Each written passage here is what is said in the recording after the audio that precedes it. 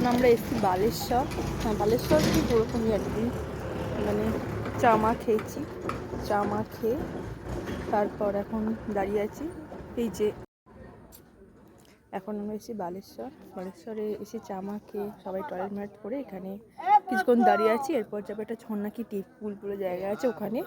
তো এবার সিনারিটা তো এরকম তোমাদের দেখাচ্ছি, চলো।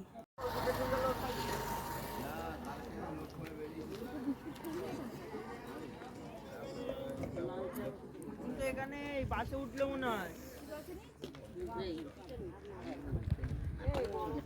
এখানে আমরা দাঁড়িয়ে আছি, এরপর যাবো হচ্ছে দেবপুর। তো ওখানেই কি সব ঝর্ণা ফর্ণা আছে, তো দেখতে থাকি। সকাল হয়ে গেছে, আমরা গোপালপুরের দিকে এগোচ্ছি। দেবপুরে যাচ্ছি, বালেশ্বরে এসছি আমরা। তো সকালবেলা চা বিস্কুট খাওয়া হলো। এবারে আবার বাস ছেড়ে দেবে, দেবপুর আর দেবপুর যাব।